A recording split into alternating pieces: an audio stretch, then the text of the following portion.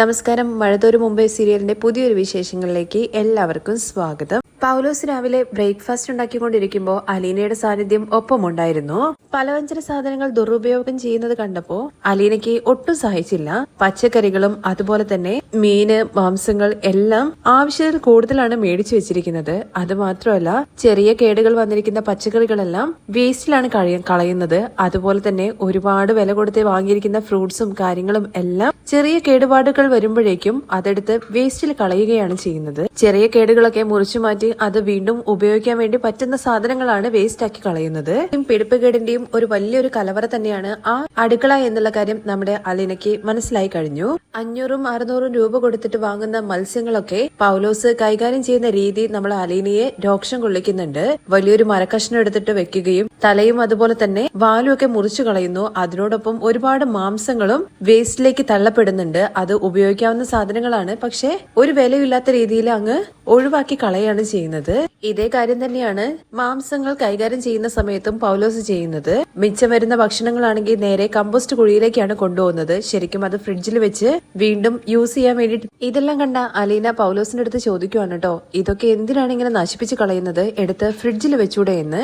എന്നിട്ട് കുഞ്ഞെ, ഇത് ആര് കഴിക്കാനാണ്? ഫ്രിഡ്ജിൽ വെച്ച ഒരു സാധനങ്ങളും കേണൽ സാർ കഴിക്കത്തില്ല എന്ന് കരുതിയിട്ട് ഇവിടുത്തെ പട്ടികൾക്ക് കൊടുത്തൂടെ എന്ന് ചോദിക്കുന്നുണ്ട്. അവർക്കൊക്കെ വേറെ വേറെ സാധനങ്ങളാണ് കൊടുക്കുന്നത്. അങ്ങനെയാണെങ്കിൽ ഇവിടെയുള്ള ജോലിക്കാർക്ക് അത് ചൂടാക്കി കഴിച്ചൂടെ എന്ന് അലീന ചോദിക്കുവാണേ. അതൊക്കെ ഭയങ്കര മെനക്കേടാണ്, ചൂടാക്കണം, അല്ലാണ്ട് തന്നെ ഇവിടെ ഇഷ്ടംപോലെ ജോലികളുണ്ട് എന്നാണ് പൗലോസ് പറയുന്നത്. ഇത് കേട്ട് അലീന പൗലോസിന്റെ അടുത്ത് ചോദിക്കുന്നുണ്ട്, മുതലാളിക്കും അതുപോലെ തന്നെ 3-4 ജോലിക്കാര്, അവർക്ക് വെച്ച് വിളമ്പുന്നതാണോ ഇത്ര വലിയ ജോലി എന്ന്? തൂക്കാനും തുടയ്ക്കാനും പട്ടികളെ നോക്കാനും പുറത്തെ കാര്യങ്ങൾ നോക്കാനും എല്ലാത്തിനും വേറെ ഒരുപാട് ആൾക്കാരുണ്ട്. ഇത് കേട്ട് പൗലോസ് ആണെങ്കിൽ അലീനയുടെ അടുത്ത് ചോദിക്കുന്നത്, എന്തിനാണ് ഈ ആവശ്യമില്ലാത്ത കാര്യങ്ങളിലൊക്കെ ഇടപെടുന്നത്? വർഷങ്ങളായിട്ട് ഇവിടെ ഇതൊക്കെ തന്നെയാണ് നടക്കുന്നത്. അതുമാത്രമല്ല, നമ്മുടെ കേണൽ സാറിന് എന്തെങ്കിലും പരാതി ഉണ്ടോ എന്നുള്ള കാര്യം നോക്കിയാൽ പോരെ എന്നൊക്കെയാണ് പൗലോസിന്റെ ചോദ്യം. പൗലോസിന്റെ ആ മറുപടി നമ്മുടെ അലീനയ്ക്ക് ഒട്ടും ഇഷ്ടപ്പെട്ടില്ല കേട്ടോ. അത് പോരല്ലോ പൗലോസ് ഏട്ടാ, ഭക്ഷണമില്ലാതെ ഈ ലോകത്ത് എന്തോരം കുഞ്ഞുങ്ങളാണ് മരിക്കുന്നത്. അതുപോലെ തന്നെ ഒരുപാട് അനാഥാലയങ്ങളില് വൃദ്ധന്മാരും അതുപോലെ കുഞ്ഞുങ്ങളും ഒക്കെ ഭക്ഷണം ആവശ്യത്തിന് കിട്ടാതെ ജീവിക്കുന്നവരുണ്ട്. പൗലോസ് ഏട്ടൻ മീൻ മോറിച്ചു കഴിഞ്ഞു കഴിഞ്ഞാൽ അതിന്റെ പാതി മാംസവും വേസ്റ്റിലാണ്. അതുപോലെ തന്നെ ഇവിടെ കിടക്കുന്ന തക്കാളി, സവാള ഇതെല്ലാം വേസ്റ്റിലല്ലേ ഇടുന്നത്. ഇതൊന്നും പൗലോസ് ഏട്ടൻ ഇനി ഉപയോഗിക്കത്തില്ലല്ലോ. ഇത് എടുത്ത് ഉപയോഗിക്കാനാണെന്നുണ്ടെങ്കിൽ കുഞ്ഞെ വേറെ മേടിക്കേണ്ട കാര്യമില്ലല്ലോ എന്ന് പൗലോസ് ഏട്ടൻ സ്വന്തം വീട്ടിലാണെന്നുണ്ടെങ്കിൽ ഇതുപോലെ ചെയ്യായിരുന്നോ എന്ന് അലീന ചോദിക്കുന്നുണ്ട്. പൗലോസ് ഏട്ടൻ ഈ വീട്ടില് വർഷങ്ങളായിട്ട് ജോലി ചെയ്യുന്ന ആളല്ലേ, എന്നിട്ടും ഇവിടെ എത്ര ഭക്ഷണം ഉണ്ടാക്കണം എന്നുള്ള കാര്യം പൗലോസ് ഏട്ടൻ ഇതുവരെ അറിയത്തില്ലേ? എന്തിനാണ് അനാവശ്യമായിട്ട് ഉണ്ടാക്കിയിട്ട് കൊണ്ടേ കളയുന്നത്?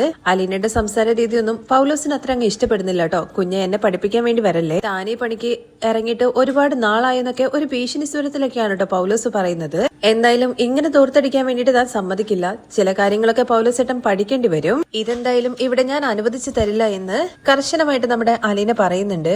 ഇവര് തമ്മിലുള്ള സംസാരം കേട്ടുകൊണ്ടാണ് ഔതക്കുട്ടി അങ്ങോട്ടേക്ക് വരുന്നത്. രണ്ടുപേരുടെ മുഖഭാവം കണ്ടപ്പോ എന്തോ ഒരു തർക്കം നടക്കുകയാണെന്നുള്ള കാര്യം ഔതക്കുട്ടിക്ക് മനസ്സിലാകുകയും അതിനെക്കുറിച്ച് എന്താണ് മോളെ കാര്യമെന്ന് അലീനയുടെ അടുത്ത് അന്വേഷിക്കുകയും ചെയ്യുന്നുണ്ട്. ഒന്നുമില്ല വലിയപ്പച്ച, ആഹാര സാധനങ്ങള് വേസ്റ്റ് ആക്കി കളയരുത് എന്നുള്ള കാര്യത്തെക്കുറിച്ച് ഞാൻ പൗലോസ് ഏട്ടന്റെ അടുത്ത് പറയുകയായിരുന്നു. ഉടനെ ഔതക്കുട്ടിയാണെങ്കിൽ മോളിതിലൊന്നും ഇടപെടണ്ട, നമ്മള് നമ്മുടെ കാര്യങ്ങൾ നോക്കിയാ പോരെ എന്ന് അലീനയുടെ അടുത്ത് ചോദിക്കുമ്പോ, വലിയപ്പച്ച ഭക്ഷണം വെറുതെ കളയുന്നത് എവിടെ കണ്ടു കഴിഞ്ഞു കഴിഞ്ഞാലും ഞാന് ആ കാര്യത്തിൽ ഇടപെടും. അതിപ്പോ പപ്പ എതിർത്ത് കഴിഞ്ഞു കഴിഞ്ഞാലും ഞാനും അതിന് ചോദ്യം ചെയ്യും. കാരണം ഭക്ഷണത്തിന്റെ വില എന്താണെന്നുള്ള കാര്യം എനിക്കറിയാം. ഭക്ഷണത്തിന് വേണ്ടി ആളുകൾ വരുന്നുണ്ടോ എന്നുള്ള കാര്യം നോക്കി വർഷങ്ങളോളം വിശന്ന് ഞാൻ ഇരുന്നിട്ടുണ്ട്. അന്നം എന്ന് പറയുന്നത് ദൈവമാണ്. അങ്ങനെയാണ് എന്റെ മമ്മി എന്നെ പഠിപ്പിച്ചത്. അലീനയുടെ വാക്കുകൾ കേൾക്കുമ്പോ അനാഥാലയത്തെ കുറിച്ചാണല്ലോ നമ്മുടെ അലീന പറയുന്നത്. അത് ശരിക്കും ഔതക്കുട്ടിയുടെ മനസ്സിൽ കൊള്ളുന്നുണ്ട്. തുടർന്ന് പൗലോസിനോട് പറയുന്നത്, പൗലോസെ ഇനി നീ ഇതൊക്കെ ഒന്ന് ശ്രദ്ധിക്കണം. ഔതക്കുട്ടി പറയുന്നുണ്ടെങ്കിലും പൗലോസിന് അത്ര താല്പര്യമില്ലാത്ത മട്ടിലാണ്, അവിടെ കേൾക്കാത്ത രീതിയിൽ ഇങ്ങനെ നിൽക്കുവാണ്. ഉടനെ തന്നെ അലീന മോള് ഇങ്ങോട്ട് വന്നേ എന്ന് പറഞ്ഞിട്ട് വേഗം അവളുടെ തോളിൽ പിടിച്ചിട്ട് വെള്ളിപ്പച്ചൻ അവിടുന്ന് കൊണ്ടുപോവാണ്. വെള്ളിപ്പച്ചൻ കൊണ്ടുപോകുന്ന സമയത്ത് അലീനയുടെ അടുത്ത് ചോദിക്കുന്നത്, ഇടയ്ക്കിടയ്ക്ക് അല്ല എന്ത് സംഭവം വന്നു കഴിഞ്ഞാലും അലീന അനാഥാലയത്തിന്റെ കാര്യത്തെ കുറിച്ചാണല്ലോ പറയുന്നത്. മോൾക്ക് ആ കാര്യങ്ങളെ കുറിച്ചൊക്കെ അങ്ങ് മറന്നൂടെ എന്നുള്ള കാര്യമാണ് ഇവിടെ ചോദിക്കുന്നത്. അനാഥാലയത്തിന്റെ കാര്യങ്ങൾ വളർന്നു കഴിഞ്ഞാൽ പിന്നെ ഈ അലീന എന്ന് പറയുന്ന ആളില്ല. ജനിച്ചത് മുതൽ 23 വർഷം വരെ ഞാൻ ജീവിച്ചത് അനാഥാലയത്തിലാണ്. അതാണ് എന്റെ വീട്. അവിടെയാണ് ഞാൻ പിച്ച വെച്ചത്. അവിടുന്നാണ് എനിക്ക് അച്ഛനെയും അമ്മയെയും സഹോദരന്മാരെയും സഹോദരിമാരെയും അതുപോലെ തന്നെ വെല്ലുപ്പച്ചനെയും വെല്ലുമ്മച്ചയും എല്ലാവരെയും കിട്ടിയത് എനിക്ക് ആ അനാഥാലയത്തിൽ നിന്നാണ്. അത് മറന്നൊരു ജീവിതം തനിക്ക് വേണ്ട.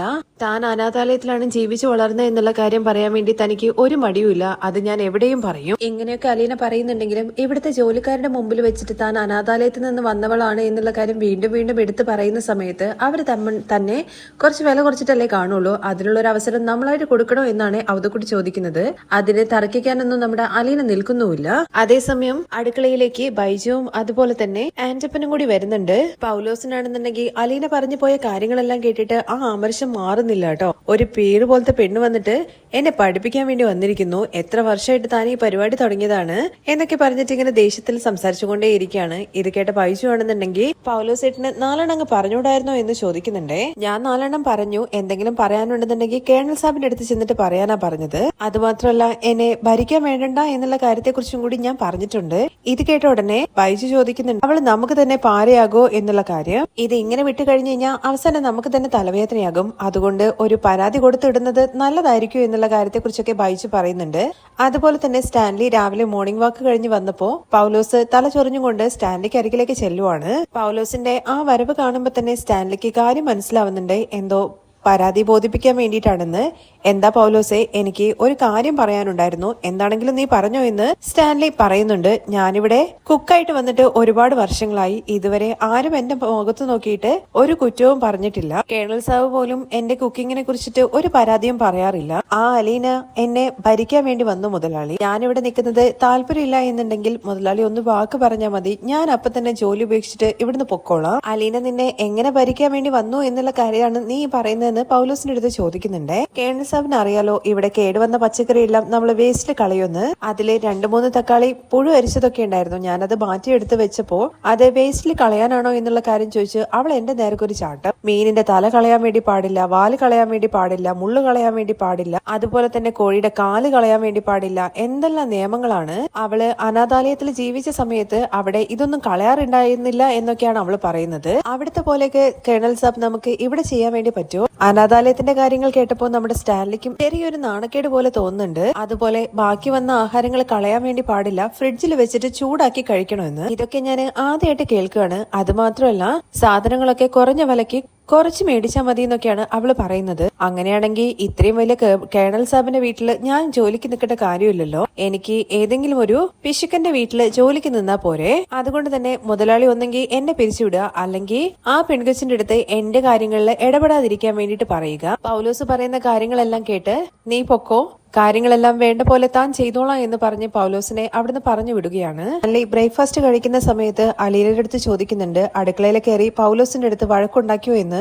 ഇല്ല പപ്പ, ഞാൻ വഴക്കൊന്നും ഉണ്ടാക്കിയിട്ടില്ല. ആഹാര സാധനങ്ങൾ വെറുതെ വേസ്റ്റ് ആക്കി കളയരുത് എന്ന് മാത്രമേ പറഞ്ഞുള്ളൂ. നീ എന്തിനാ മോളെ ഇവിടുത്തെ ജോലിക്കാരുമായിട്ട് തർക്കിക്കാൻ വേണ്ടിയിട്ട് പോകുന്നത്? നമുക്കൊരു അന്തസ്സില്ലേ? അവര് എന്ത് വേണമെങ്കിലും ചെയ്യട്ടെ. പപ്പ വേസ്റ്റ് ആക്കി കളയുന്നത് കണ്ടിട്ടാണ്. ഇതിലൊന്നും മോളെ നീ ഇടപെടാൻ വേണ്ടിയിട്ട് പോകണ്ട, ആ കാര്യങ്ങളൊക്കെ താൻ നോക്കിക്കോളാം എന്ന് സ്റ്റാൻലി പറയുമ്പോ അതേ ഔതുക്കുട്ടി അത് തന്നെയാണ് അലീനയുടെ അടുത്ത് പറഞ്ഞിട്ടുണ്ടായിരുന്നത് എന്നുള്ള കാര്യം കൂടി സ്റ്റാൻലി അറിയിക്കുകയാണ്.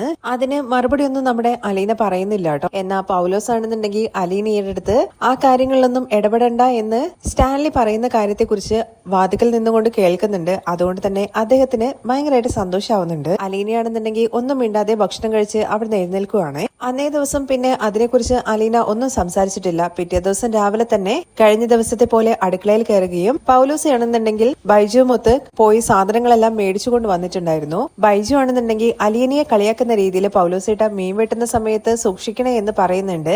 ഞാനൊരു സ്കെയിൽ എടുത്ത് വെച്ചിട്ടുണ്ടടാ അളന്ന് വെട്ടാൻ വേണ്ടിയിട്ട്. തലയും അതുപോലെ തന്നെ വാലൊന്നും പോവാൻ വേണ്ടി പാടില്ലല്ലോ. അത് കുറച്ച് അനാഥ കുഞ്ഞുങ്ങളുടെ കൈകളിലേക്ക് എത്താനുള്ളതാണെന്നൊക്കെ അലീനയെ കളിയാക്കി പറയുന്നുണ്ടെങ്കിലും ഇതിനൊന്നും മറുപടി കൊടുക്കാതെ അലീന അങ്ങോട്ടും ഇങ്ങോട്ടും നടക്കുന്നുണ്ട് കേട്ടോ. സ്ലാബില് അവിടെ ഇവിടെയൊക്കെ നോക്കിയിട്ട് അലീന അവിടെ ഉള്ളത് കൊണ്ട് തന്നെ നെയ്മീനാണ് മേടിച്ചുകൊണ്ട് വന്നിരിക്കുന്നത്. അവളുടെ മുമ്പിൽ വെച്ച് തന്നെ മീൻ വെട്ടണമെന്ന് നമ്മുടെ പൗലോസിന് വല്ലാത്തൊരു ആഗ്രഹം. സാധാരണ ബ്രേക്ക്ഫാസ്റ്റ് കഴിഞ്ഞതിന് ശേഷമാണ് മീനിന്റെ കാര്യങ്ങളൊക്കെ പൗലോസ് നോക്കാറ്. അങ്ങനെ നെയ്മീനിന്റെ വാലും എടുത്ത് പിടിച്ചുകൊണ്ട് നേരെ മരത്തടീന്റെ മേലെ വെച്ചിട്ട് വാലിന് ഒറ്റ വെട്ടാണ്. ഏകദേശം 1/2 കിലോളം ആ വാലിന്റെ ഇതിലിങ്ങനെ പോകുന്നുണ്ട്. അതും അലീന കാണുക വെട്ടുകയാണ് കേട്ടോ ചെയ്യുന്നത്. അതുപോലെ തന്നെ തലയുടെ ഭാഗത്തുനിന്നും ഏകദേശം അത്രത്തോളം മാംസം തന്നെ അറ്റു പോകുന്നുണ്ട്. ആ തലയാണെന്നുണ്ടെങ്കിൽ അതുപോലെ തന്നെ വാലും കൂടി ചേർത്ത് നമ്മുടെ പൗലോസ് അലീന കാണുന്ന രീതിയിൽ തന്നെ ആ വേസ്റ്റിൽ കൊണ്ട് ഇടുകയാണ് കേട്ടോ ചെയ്യുന്നത്. നമ്മുടെ പൗലോസ് അലീനയെ ഒന്ന് കൊച്ചാകാൻ വേണ്ടിയിട്ടാണ് അങ്ങനെ ചെയ്തതെന്നുള്ള കാര്യം മനസ്സിലാക്കിയപ്പോ നമ്മുടെ ബൈജുവിനും ഭയങ്കര സന്തോഷം തോന്നുന്നുണ്ട്. എങ്കിലും പൗലോസേട്ടാ ഇത്രയൊക്കെ കളയണായിരുന്നോ? ഒന്നും കൂടി സ്കെയിൽ വെച്ച് അളന്ന് നോക്കാൻ പാടില്ലായിരുന്നോ? ഓ ഇനിയിപ്പോ എന്ത് നോക്കാനാടാ, ഇതിന്റെ പേരിൽ എന്റെ പണി അങ്ങ് പോവാണെങ്കിൽ പോകട്ടെ. അങ്ങനെ ആ പാതി മീൻ അവിടെ വെട്ടിയിട്ടിട്ട് നമ്മുടെ പൗലോസ് ആണെങ്കിൽ ആദ്യം ചെയ്ത ആ പടിയിലേക്ക് അങ്ങ് പോവാണ് കേട്ടോ. ഇത് കണ്ട് ദേഷ്യം വന്ന അലീനയാണെന്നുണ്ടെങ്കിൽ കൈകൾ ഇങ്ങനെ കെട്ടുന്നുണ്ട് കേട്ടോ. എന്നിട്ട് പൗലോസേട്ടാ എന്ന് പറഞ്ഞ് വിളിക്കുവാണ്.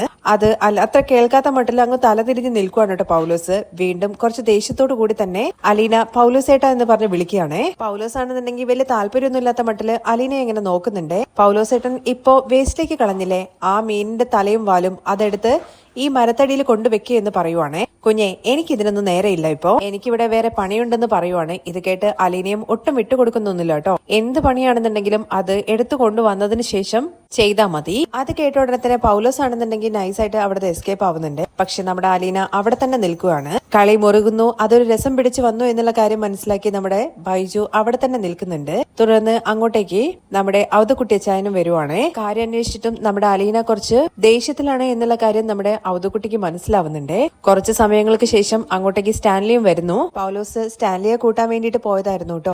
സ്റ്റാൻലി വന്ന ഉടനെ തന്നെ നമ്മുടെ അലീനയുടെ അടുത്ത് ചോദിക്കുന്നു എന്താണ് ഇവിടെ ഒരു വഴക്ക് എന്ന്.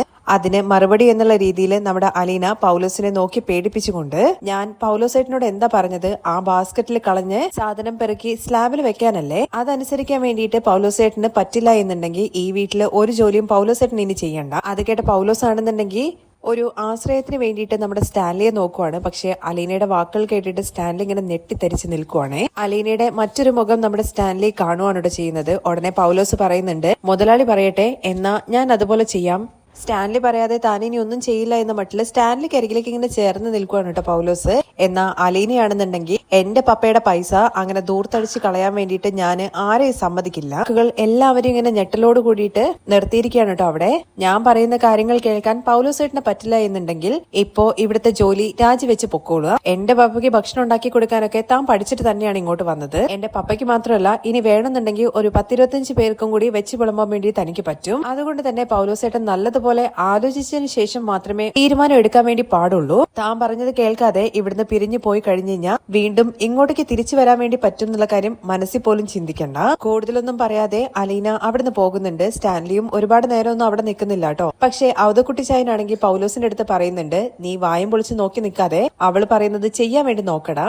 അങ്ങനെ പൗലോസ് ആണെന്നുണ്ടെങ്കിൽ തലകുനിച്ചുകൊണ്ട് പോയി വേസ്റ്റ് ബാസ്ക്കറ്റിൽ നിന്നും ആ കളഞ്ഞിരിക്കുന്ന വേസ്റ്റ് കഷ്ണങ്ങളുണ്ടല്ലോ മീനിന്റെ, അതെടുത്ത് കൊണ്ടുപോയിട്ട് സ്ലാബിലേക്ക് വെക്കുകയാണ്. അത് കണ്ട ഉടനെ തന്നെ ഔദക്കുട്ടി ചായൻ ചോദിക്കുന്നുണ്ട് കേട്ടോ, എടാ നിനക്ക് കുറച്ചെങ്കിലും നന്ദി ഉണ്ടോടാ? ഇങ്ങനെ ചെയ്തു കഴിഞ്ഞു കഴിഞ്ഞാൽ പിന്നെ ആരാടാ ചോദ്യം ചെയ്യാതിരിക്കുക? വെറുതെ ആണോ അലീന എന്ന് പറഞ്ഞ് ഔദക്കുട്ടി അങ്ങ് നിർത്തുവാണേ. നിങ്ങളൊക്കെ ഒരു കാര്യം മനസ്സിലാക്കിക്കോ, അവള് സ്റ്റാൻലിയുടെ മകളാണ്. അതുകൊണ്ട് അതേ ഒരു ചെട്ടയും വഴക്കൊക്കെ അവൾക്കും ഉണ്ടാവല്ലോ. അവളും ഒട്ടും വിട്ടുകൊടുക്കില്ല എന്നുള്ള കാര്യം അപ്പച്ചൻ അവരെ വ്യക്തമായിട്ട് പറഞ്ഞ് മനസ്സിലാക്കി കൊടുക്കുന്നുണ്ട്. അത് കഴിഞ്ഞ് അലീനയുടെ മുറിയുടെ പുറത്തു നിന്നുകൊണ്ട് നമ്മുടെ സ്റ്റാൻലി ആണെങ്കിൽ അലീനയെ വിളിക്കുവാണ്. അരികിലേക്ക് വരുവാണ് കേട്ടോ നമ്മുടെ അലീനയ്ക്ക് കാര്യങ്ങളൊക്കെ ഏകദേശം മനസ്സിലാവുന്നുണ്ട്. സ്റ്റാൻലി എന്തായാലും ദേഷ്യത്തിലാണ് വന്നത് എന്നുള്ള കാര്യം. നിന്റെ അടുത്ത് ഞാൻ പറഞ്ഞതല്ലേ അവരുമായിട്ട് വഴക്കിന് പോകരുത്, ആ കാര്യങ്ങളൊക്കെ താൻ നോക്കിക്കോളാം എന്ന്. അത് പപ്പ വേണ്ടതുപോലെ കൈകാര്യം ചെയ്യാത്തത് കൊണ്ടാണല്ലോ ഞാൻ ഇടപെടേണ്ടി വന്നത്. നീ അനുസരണക്കേടാണ് കാണിച്ചത്. നിന്റെ അടുത്ത് ഞാൻ പറഞ്ഞതല്ലേ ആ കാര്യങ്ങളിലൊന്നും ഇടപെടണ്ട എന്ന്. ഞാൻ പറയുന്നത് അനുസരിക്കാതിരിക്കുന്നത് എനിക്ക് പണ്ടേ ഇഷ്ടമല്ല ആരും. ഞാൻ എന്ത് അനുസരണക്കേടാണ് പപ്പ കാണിച്ചത്? പപ്പയുടെ പണം അവിടെ ജോലിക്കാരെല്ലാവരും കൂടി കൂടിയിട്ട് ദൂർത്തടിക്കുന്നത് കണ്ടത് ചോദ്യം ചെയ്തതാണോ? അവര് വർഷങ്ങളായിട്ട് തന്റെ കൂടെ ജോലി ചെയ്യുന്നവരാണ്. ഇതുവരെ അവര് കൃത്യമായിട്ട് തന്നെയാണ് അവരുടെ ജോലികൾ ചെയ്തത്. അല്ല പപ്പ, അവര് കൃത്യതയോട് കൂടിയിട്ടല്ല. ഇത് നോക്ക് അലീന, കുറച്ച് വേസ്റ്റ് ആയിട്ടുള്ള പച്ചക്കറികൾ കളഞ്ഞത് കൊണ്ടോ അല്ലെങ്കിൽ മീനിന്റെ തലകട കഷ്ണത്തിന്റെ കൂടെ കുറച്ച് കൂട്ടി മുറിച്ച് കളയുന്നതുകൊണ്ടോ സ്റ്റാൻലിക്കൊന്നും സംഭവിക്കാനില്ല. ഇതിനും വലിയ കാര്യങ്ങൾ എന്റെ ജീവിതത്തിൽ സംഭവിച്ചു കഴിഞ്ഞു. അതൊന്നും തനിക്ക് ഒരു പ്രശ്നമല്ല. ഇവിടുത്തെ കാര്യങ്ങൾക്കെല്ലാം ഒരു റൊട്ടീൻ ഉണ്ട്. ചിലപ്പോൾ കുറച്ച് നഷ്ടങ്ങളൊക്കെ ഉണ്ടായിട്ടുണ്ടാകും. പക്ഷെ ആ നഷ്ടങ്ങൾ നികത്തിയിട്ട് നീ കുറച്ച് ലാഭം ഉണ്ടാക്കി തന്നിട്ട് തനിക്കൊന്നും കിട്ടാനൊന്നുമില്ല. വെള്ളത്തിലോട്ട് ഒരു ഗ്ലാസ് വെള്ളം ഒഴിച്ചു കഴിഞ്ഞ് കഴിഞ്ഞാൽ എന്ത് സംഭവിക്കാനാണ്? ഒന്നും കിട്ടാനില്ല. ഇതൊന്നും കേട്ട് അലീന പ്രത്യേകിച്ച് ഒന്നും പറയുന്നില്ല. അത്രയും നേരം ഭയങ്കര ദേഷ്യത്തോടു കൂടി സംസാരിച്ചിരുന്ന സ്റ്റാൻലി ആണെങ്കിൽ കുറച്ച് മയത്തിൽ സംസാരിക്കുവാണേ. അവര് എന്തെങ്കിലുമൊക്കെ ചെയ്യട്ടെ, അവര് സന്തോഷത്തോടു കൂടി ഇരുന്നാൽ മാത്രമല്ലേ നമുക്ക് നല്ല ഭക്ഷണം കിട്ടുള്ളൂ. എന്തിന് ഒരു ഇച്ചിരി ഉപ്പ് കുറഞ്ഞു പോഴിഞ്ഞു കഴിഞ്ഞാൽ ആ ഭക്ഷണത്തിന്റെ ടേസ്റ്റ് മൊത്തത്തിൽ പോകും. അങ്ങനെ കൃത്യതയോട് കൂടിയിട്ട് ചെയ്യാൻ വേണ്ടിയിട്ടല്ലേ അപ്പ നമ്മള് അവർക്ക് സാലറി കൊടുക്കുന്നത്. അതെല്ലാം അവര് കൃത്യമായിട്ട് ചെയ്യുന്നുണ്ട്. നീ എന്തായാലും അതിലൊന്നും കയറി ഇടപെടുന്നത് തനിക്ക് ഇഷ്ടമല്ല. നിന്നെ ഞാൻ ഇങ്ങോട്ടേക്ക് കൂട്ടിക്കൊണ്ടു വന്നിരിക്കുന്നത് ഇവിടുത്തെ അടുക്കള കാര്യങ്ങൾ നോക്കാൻ വേണ്ടിയിട്ടല്ല. നിനക്ക് എല്ലാ സൗകര്യങ്ങളും കൂടി നീ ഈ വീട്ടിൽ ജീവിക്കാൻ വേണ്ടിയിട്ടാണ്. നിനക്ക് വേണ്ട കാര്യങ്ങളെല്ലാം ഞാൻ ചെയ്തു തരാം. നിനക്ക് നീ വേറെ എവിടെയെങ്കിലും പോകണമെങ്കിൽ അവിടെ കൊണ്ടുപോകാം. നിനക്ക് പാസ്പോർട്ട് ഇല്ല എന്നുണ്ടെങ്കിൽ ഞാൻ ഉടനെ തന്നെ എടുപ്പിക്കാം. എന്നിട്ട് നമുക്ക് വിദേശ രാജ്യങ്ങളിലൊക്കെ സഞ്ചരിക്കാം. നിന്റെ ഇഷ്ടങ്ങൾ എന്തൊക്കെയാണോ അതെല്ലാം ഞാൻ ചെയ്തു തരാം. ഇത് കേട്ട അലീനയാണെങ്കിൽ എനിക്ക് എങ്ങോട്ടേക്കും പോവണ്ട പപ്പ. എന്നാ അലീനയാണെന്നുണ്ടെങ്കിൽ തനിക്ക് എങ്ങോട്ടേക്കും പോവണ്ട. ഇവിടുന്ന് അടുക്കള വരെ പോകാനുള്ള സ്വാതന്ത്ര്യം തനിക്ക് തന്നാ മതി. അതല്ലാതെ മറ്റൊന്നും തനിക്ക് വേണ്ട എന്ന് പറയുവാണേ. നിന്നെ ഒരു രാജകുമാരിയെ പോലെയാണ് ഞാൻ ഇവിടെ നോക്കണമെന്ന് ആഗ്രഹിക്കുന്നത്. നീ ഇത്രയും സില്ലി കാര്യങ്ങളൊന്നും ഇടപെടരുത്. അവരുമായിട്ട് വഴക്കുണ്ടാക്കാൻ വേണ്ടി പോകരുത്. എന്നിട്ട് വെറുതെ നിന്റെ വില കൊണ്ടുപോയി കളയരുത് എന്ന് പറയുവാണ്. സ്റ്റാൻലി പറയുന്നുണ്ട്, മോള് ഇനി വീണ്ടും ആ കാര്യങ്ങളൊന്നും പോയി ഇടപെടണ്ട. അവരെന്താന്ന് വെച്ചാൽ ചെയ്യട്ടെ. എന്തായാലും മരിച്ചു പോകുന്ന സമയത്ത് നമ്മളാരും ഇതൊന്നും കൊണ്ടുപോകുന്നില്ലല്ലോ. എല്ലാം ഇവിടെ ഇട്ടിട്ട് തന്നെയല്ലേ പോകുന്നത്. ഇത് കേട്ട് അലീന പറയുന്നുണ്ട്, ശരിയാണ്, നമ്മൾ പോകുന്ന സമയത്ത് അങ്ങനെ ഇട്ടിട്ട് പോവുകയാണ്. പക്ഷെ അത് വെറുതെ അങ്ങനെ ഇട്ടിട്ട് പോകരുത്. അത് നമ്മൾ മറ്റൊരാൾക്ക് കൈമാറുന്ന സമയത്ത് നല്ലൊരു മാതൃകയും കൂടി കാണിച്ചു കൊടുക്കണം. ഇത് എങ്ങനെയാണ് സൂക്ഷിക്കേണ്ടത് എന്നുള്ള കാര്യം അവർക്കും പറഞ്ഞ് മനസ്സിലാക്കി കൊടുക്കണം. അലീനയും വിട്ടുകൊടുക്കുന്നില്ല, സ്റ്റാൻലിയും വിട്ടുകൊടുക്കുന്നില്ല. പെൺകുട്ടികൾക്ക് അനുസരണ വേണം എന്നുള്ള കാര്യത്തെക്കുറിച്ചൊക്കെ നമ്മുടെ സ്റ്റാൻലി പറയുന്നുണ്ട്. അങ്ങനെയാണെന്നുണ്ടെങ്കിൽ തന്നെ പട്ടിക്കൂട്ടിലിട്ടാ മതി. അതാവുന്ന സമയത്ത് താൻ അവിടുന്ന് പുറത്തേക്ക് ഇറങ്ങില്ലല്ലോ. അങ്ങനെ സ്റ്റാൻലിയുടെ അടുത്ത് ആരും എതിർത്ത് സംസാരിക്കാത്തതാണല്ലോ. അതുകൊണ്ട് തന്നെ സ്റ്റാൻലിക്ക് നല്ല ദേഷ്യം വരുന്നുണ്ട്. അതിനു മാത്രം ഇവിടെ എന്താണ് നടക്കുന്നതെന്ന് ചോദിക്കുമ്പോൾ ഇവിടെ ഒരുപാട് തട്ടിപ്പുകൾ നടക്കുന്നുണ്ട്. അടുക്കളയിൽ ഇങ്ങനെയാണെന്നുണ്ടെങ്കിൽ തോട്ടത്തിലും മറ്റൊക്കെ എന്തോരം നടക്കുന്നുണ്ടാകും. അതൊക്കെ താൻ ശ്രദ്ധിക്കുന്നുണ്ട്. കുറച്ചെങ്കിലും നമ്മൾ നമ്മുടെ ജോലിക്കാരെ വിശ്വസിക്കണം. എങ്കിൽ മാത്രമേ അവര് നല്ല രീതിയിൽ ജോലി ചെയ്യുള്ളൂ. അവര് അങ്ങനെ ചെയ്യുന്നില്ലല്ലോ പപ്പ. കുറച്ചു നേരത്തെ പപ്പ തന്നെ പറഞ്ഞില്ലേ, കുറച്ച് ഉപ്പ് കുറഞ്ഞ കറിയില്, അതുപോലെ തന്നെ കാപ്പിയിൽ മധുരം കുറഞ്ഞ, പുളിയോ എരിവോ ഇച്ചിരി കുറഞ്ഞു കഴിഞ്ഞാൽ നമ്മൾ നന്നായിട്ട് ജോലി ചെയ്യണം എന്ന് പറയുന്ന സമയത്ത് കറിയിലെ ഇച്ചിരി ഉപ്പ് കുറയ്ക്കുന്നവൻ ആത്മാർത്ഥ ജോലിക്കാരനാണോ? നമ്മള് വഴക്ക് പറഞ്ഞ ഉടനെ തന്നെ നമുക്ക് തരുന്ന ഭക്ഷണത്തിൽ തുപ്പുന്നവനെ നല്ലൊരു ജോലിക്കാരൻ എന്ന് പറയാൻ പറ്റുമോ? അങ്ങനത്തെ ഒരാളെ നമുക്ക് ജോലിക്ക് വെക്കാൻ വേണ്ടി പറ്റുമോ? അലീന ഒരു രീതിയിലും വിട്ടുകൊടുക്കില്ല എന്നുള്ള കാര്യം മനസ്സിലാക്കി അവസാനം സ്റ്റാൻലി തന്നെ തോറ്റ് നമുക്ക് ഈ സംസാരം ഇവിടെ നിർത്താം. ഞാനും ഒരുപാട് ദൂർത്തടിച്ച് തന്നെയാണ് ജീവിക്കുന്നത്. ഒരുപാട് വിഭവങ്ങൾ ടേബിളിൽ നിരത്തി വെച്ചുകൊണ്ടാണ് ഭക്ഷണം കഴിക്കുന്നത്. അത് എത്ര വേസ്റ്റ് വരുന്നു, എത്രത്തോളം തികഞ്ഞില്ല എന്നുള്ള കാര്യങ്ങളെ കുറിച്ചൊന്നും താൻ നോക്കാറില്ല എന്ന് പറയുവാണ്. ഇത് കേട്ട അലീനയാണെങ്കിൽ പപ്പ ഇത്രയും പറഞ്ഞത് കൊണ്ട് പറയാണ്, ഇവിടെ ടേബിൾ മേശയിൽ ഒരുപാട് വിഭവങ്ങൾ വെച്ചിട്ട് പപ്പ കഴിക്കുന്ന സമയത്ത് ഞാൻ അനാഥാലയത്തില് ഒരു നേരത്തെ ഭക്ഷണത്തിന് വേണ്ടിയിട്ട് ഒരുപാട് വേദനിച്ചിട്ടുണ്ടായിരുന്നു. അതില് ഇത്തിരി കിട്ടിയിരുന്നെങ്കിൽ എന്ന് ഞാൻ കൊതിച്ചിട്ടുണ്ടായിരുന്നു. കഴിഞ്ഞ 23 വർഷക്കാലം ഞാൻ അങ്ങനെയായിരുന്നു ജീവിച്ചത്. ഇപ്പോഴും ഉണ്ട് ഒരുപാട് കുട്ടികൾ, ഏതൊക്കെയോ പപ്പയുടെ മക്കൾ. അത്രയും കേട്ടപ്പോഴേക്കും നമ്മുടെ സ്റ്റാൻലി ജോസഫിനാണെന്നുണ്ടെങ്കിൽ അടി കിട്ടിയതുപോലെ അവിടെ ഇങ്ങനെ നിൽക്കുവാണ് കേട്ടോ. താനിവിടെ ദൂർത്തടിച്ചുകൊണ്ടിരിക്കുന്ന സമയത്ത് സ്വന്തം മകള് ഒരു നേരത്തെ ഭക്ഷണത്തിന് വേണ്ടിയിട്ട് കഷ്ടപ്പെടുകയായിരുന്നു എന്നുള്ള സത്യം മനസ്സിലാക്കാതെയാണല്ലോ താൻ ഇങ്ങനെ ദൂർത്തടിച്ചത്. അതിനെ ചോദ്യം ചെയ്യാണ് അലീന ചെയ്തത് എന്നുള്ള സത്യമൊക്കെ മനസ്സിലാക്കുന്നുണ്ട്.